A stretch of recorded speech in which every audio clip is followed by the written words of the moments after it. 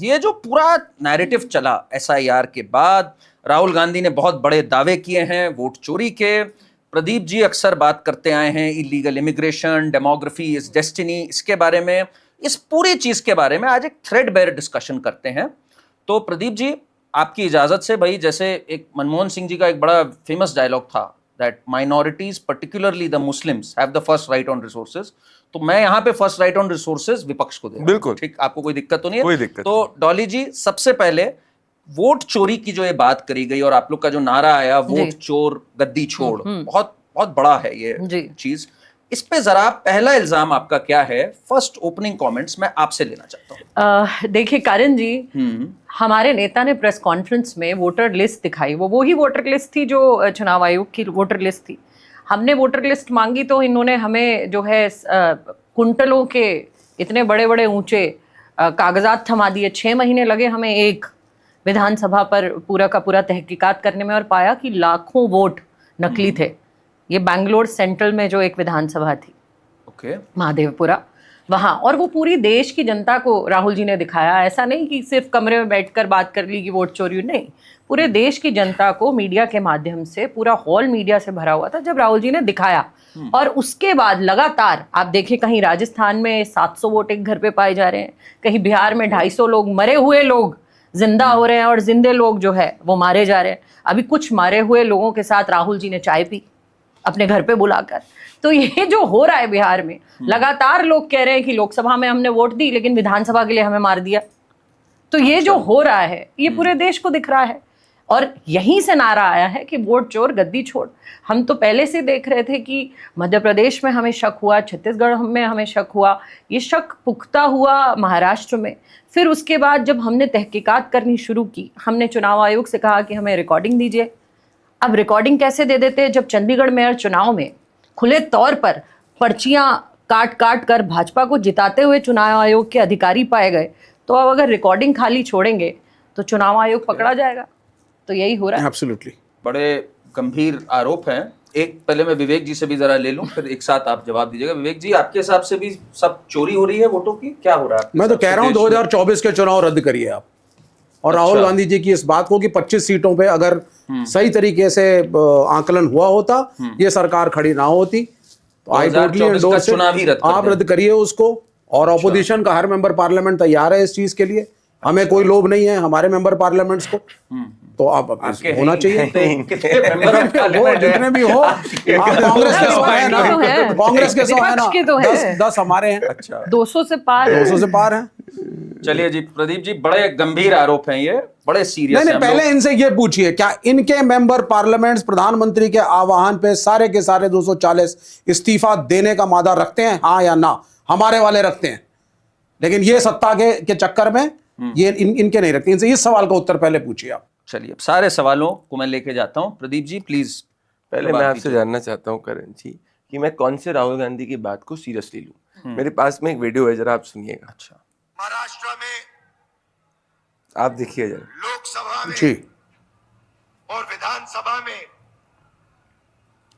1 crore voter का फर्क है। 1 करोड़ बोला? Difference between Lok Sabha and Vidhan Sabha was the population of Himachal. The entire population, almost 70 lakh new अब voters 70 lakh बोले इन्होंने। between Lok Sabha and Vidhan Sabha 39 lakh voters, मतलब हिमाचल का जो पॉपुलेशन है वो ऐड, मतलब राहुल गांधी जी ने हिमाचल की पॉपुलेशन भी बदल दी, वोटर्स जितने ऐड हुए वो भी बदल दिए। तो पहले आप मुझे बताइए कि इसमें से सत्य क्या है? राहुल गांधी 1.0 सत्य है, जैसे पिक्चर आती थी ना 1.0, 2.0, 3.0, राहुल जी 1.0 सत्य है, 2.0 सत्य है कि 3.0 सत्य है? तो पहले तो मैं समझ ही नहीं पा रहा हूँ, मैं तब से विचलित था कि कौन सी बात को मैं मानूं, कभी 1 करोड़, कभी 29 लाख, कभी कोई लाख। पहली चीज। अब आपने एक चीज याद करी होगी कि आज कांग्रेस के वर्कर्स ही खुद कह रहे हैं बिहार के अंदर कि वो बूथ लूटा करते थे बिहार में। तो आज सोशल मीडिया पे एक वीडियो सर्कुलेट हो रहा है जिसमें कोई रिपोर्टर गई, उसने कांग्रेस के वर्कर से पूछा, विवेक जी आपने भी वीडियो देखा है, मैंने देखा आपने भी उसको लाइक किया था, तो उन्होंने देखा कि क्या लगता है कि वोट चोरी हो रही है? तो वो काका ने कहा कि भाई हम खुद ही कांग्रेस के लिए बूथ लूटा करते थे। अब सब लोग जो है वो जाकर आराम से वोट कर सकते हैं। पहला बूथ सरयू प्रसाद सिंह जो है बिहार के अंदर बेगूसराय पे वोट लूटने की बात हुई थी। तो पहली सच्चाई तो ये है, तो ये है राहुल गांधी की सच्चाई, आप समझ सकते हैं। अब राहुल जी ने जब से ये आरोप लगाया, बिहार की जनता अलग अलग समय पर बाहर आती हुई कह रही है कि भाई हम फर्जी नहीं है, हमने वोट डाला है, राहुल गांधी झूठ बोल रहे हैं, हमारा वोटर आईडी मंटू देवी हो गई, राजू देवी हो गई, तमाम ऐसे आरोप हो गए। अब मुझे बताइए, राहुल जी इतनी बड़ी यात्रा निकाल रहे हैं करण जी, अभी तक नॉट इवन वन, एक भी बूथ लेवल एजेंट, सीपीएम वालों ने तो 10 कंप्लेन करी है, एक भी बूथ लेवल एजेंट ने क्यों नहीं ऑफिशियल कंप्लेन करी? अगर पूरा ही फर्जीपन है तो क्यों नहीं ऑफिशियल कंप्लेन करी? मतलब राहुल और तेजस्वी की बात को तो यही लोग सीरियसली ले रहे हैं। और मैं आज सच में सांत्वना रखना चाहता हूँ विवेक श्रीवास्तव, तेजस्वी यादव जी से।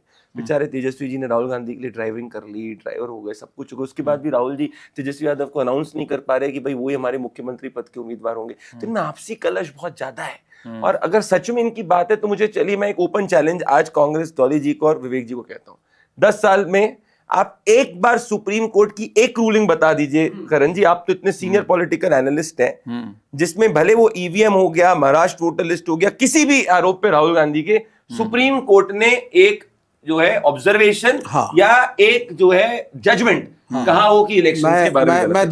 मैं दोनों का रिस्पॉन्स कर देता हूं। मैं भी बोलना चाहती अच्छा, हूँ। आप बोलिए। मोदी जी ने कहा था 600 करोड़ लोगों ने वोट दिया उन्हें, हिंदुस्तान के प्रधानमंत्री वो तब बने। तो बताइए वो 600 करोड़ लोग, दावोस में जाके कहा गूगल करिए, मैं करके दिखा देती हूँ, यहाँ नेटवर्क ठीक नहीं आ रहे, चिट्ठा भी दिखा देती। मोदी जी ने कहा कि 600 करोड़ लोगों ने वोट दिया। वो 600 करोड़ कहाँ से आए? वो 600 करोड़ क्या चुनाव आयोग ने बनाए या चुनाव आयोग ने पैदा किए? वही हम कहना चाह रहे हैं, ये चुनाव आयोग खाली प्लॉट में 700 लोग पैदा कर रहा है। ये चुनाव आयोग मरे हुए लोगों को जिंदा कर रहा है। ये चुनाव आयोग जिंदा लोगों को मार रहा है। यही तो हमारी लड़ाई है। और एक और बात, करण जी एक सेकंड बस, अनुराग ठाकुर जी 4 लोकसभा का डेटा 4 दिन में ले आते हैं, और राहुल गांधी जी, हमारी पार्टी एक विधानसभा के लिए 6 महीने लगा रही है। तो अगर चुनाव आयोग सच्चा है और भ्रष्ट नहीं है, तो चुनाव आयोग 4 दिन में उनको कैसे 4 लोकसभा दे पा रहा है? जब हम कहते हैं रिकॉर्डिंग दो, जब हम कहते हैं डेटा दो, जो मशीन रीडेबल डेटा दो, हमें नहीं मिलता। लेकिन भारतीय जनता पार्टी के लोगों को वो 1 मिनट में मिल जाता है। राहुल गांधी को प्रेस कॉन्फ्रेंस करते करते नोटिस आ जाता है। लेकिन वही बात जब अनुराग ठाकुर कहते हैं, तो अनुराग ठाकुर के घर चुनाव आयोग का च नहीं जाता। चिट्ठी तो छोड़िए। डॉली जी, अब इसको ना थोड़ा ब्रेक डाउन करते हैं हम लोग, एक एक चीज को ब्रेक डाउन करते हैं, ऐसे फिर बात होती रहेगी। इन्होंने 2-3 बातें कही जिन पे मैं चाहता हूं आपका स्पेसिफिक जवाब। आपके बूथ लेवल एजेंट्स ने अभी तक कोई कंप्लेंट क्यों नहीं दी? ड्राफ्ट रोल्स जो है वो आज 26 दिन से आउट है, ठीक, 1 अगस्त से आउट है, कोई क्यों नहीं कंप्लेंट दे रहे? देखिए करण जी, जब खुले तौर पर राहुल जी रैलियों में लोगों को बुला बुला के और ये दिखा रहे हैं, तो क्या चुनाव आयोग को दिखता नहीं है? अगर आप चुनाव आयोग की गाइडलाइंस पढ़ेंगे ना, तो अगर कोई व्यक्ति जाकर चुनाव आयोग से ये उर्दू में कहता है, उर्दू में भी कह दे, फारसी में कह दे, हिंदी में कह दे, तो अगर चुनाव आयोग भाषा भी नहीं समझता ना, तो उसे ट्रांसलेटर बुलाकर उसकी भाषा को समझना पड़ेगा।